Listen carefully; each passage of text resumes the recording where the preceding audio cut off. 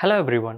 இன்னைக்கு criticism of the Constitution Assembly இந்த topic பற்றி பார்க்கலாம். ஃபர்ஸ்ட், நாட் ரெப்ரசன்டேட்டிவ் பாடி. நம்ம கான்ஸ்டியூஷன் அசம்பிளியை ஒரு ரெப்ரசன்டேட்டிவ் பாடி கிடையாது இதுன்னு சொல்லியிருப்பாங்க. காரணம் இது ஃபுல்லி எலெக்ஷன் முறையில் ஃபில் பண்ணப்பட்ட ஒரு பாடியும் கிடையாது. And at the same time நடந்த எலெக்ஷனுமே indirect election in British provinces. Whereas in princely ஸ்டேட்டில் அதுவும் இல்லை, பியூர்லி நாமினேஷன் பேஸில் தான் அங்கேருந்து ரெப்ரசன்டேட்டிவ்ஸ் வந்திருப்பாங்க. ஸோ கான்ஸ்டியூஷன் அசம்பிளி ஒரு ரெப்ரசன்டேட்டிவ் பாடியே இல்லைன்றது தான் முதல் குற்றச்சாட்டாக இருந்திருக்கும். செகண்ட், நாட் சாவரன் பாடி.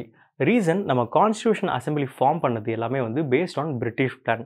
இதில் நம்மளோட ரோல் எதுவுமே கிடையாது. அவங்களா நமக்கு ஒரு பிளான் கொடுத்தாங்க, சீட்ஸ் எப்படி ஃபில் பண்ண போகிறோன்ற மெத்தடும் அவங்க தான் சொன்னாங்க. And even constitution assembly meet பண்ணது எல்லாமே வித் பிரிட்டிஷ் பெர்மிஷன். அவங்களுக்கு தெரிஞ்சு அவங்க என்னென்னைக்கு சொன்னாங்களோ அன்னன்ன நாளில் தான் இவங்க மீட் பண்ணியிருந்திருப்பாங்க.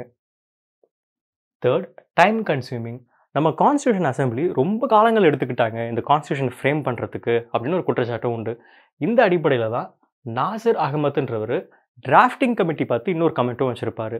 இது டிராஃப்டிங் கமிட்டி கிடையாது, ரொம்ப டைம் எடுத்துக்கிறீங்க, இதுக்கு பேர் ட்ரிஃப்டிங் கமிட்டின்னு சொல்லிட்டு ஒரு நியூ டேர்ம் காயின் பண்ணியிருப்பாரு. And then dominated by Congress. இது கிரான்வில் அஸ்டெயின் சொன்ன கமெண்ட்.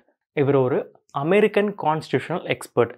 அண்ட் தென் இவர் இன்னமும் என்ன சொல்லியிருப்பாருன்னா, one party body one party country. அதாவது கான்ஸ்டியூஷன் அசம்பிளியில் காங்கிரஸ் தான் டாமினேட்டாக இருக்காங்க. ஸோ இது ஒரு one party body as well as இந்த கண்ட்ரியும் பார்த்தோம்னா மேஜர் ரெப்ரசன்டேட்டிவாக காங்கிரஸாக ஒரே ஒரு சிங்கிள் பார்ட்டி தான் இருக்குது. அதனால் இந்த ஒன் பார்ட்டி கண்ட்ரினும் கமெண்ட் பண்ணியிருப்பார்.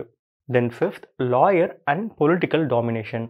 கான்ஸ்டியூஷன் அசம்பிளியில் பார்த்தோன்னா நிறையா லாயர்ஸ் இருந்திருப்பாங்க அண்ட் பொலிட்டிஷியன்ஸ் இருந்திருப்பாங்க. அதாவது சாமானிய மக்கள், ஒரு காமன் மேன் ரெப்ரசன்டேட்டிவ்ஸ் அங்கே அதிகமாக இருந்திருக்காது.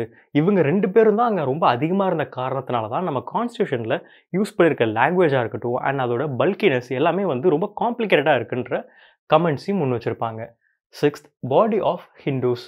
இது லார்ட் விஸ்கன் சைமன் சொன்னது.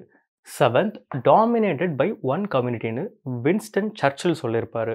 ஏன்னா அது ஹிந்துஸ் மட்டும்தான் ரெப்ரசென்ட் பண்ணாங்க, அந்த ஒரு கம்யூனிட்டியை சேர்ந்தவங்க ரொம்ப அதிகமாக இருந்ததுனால அந்த கமெண்ட் வச்சுருப்பாரு. தேங்க்யூ.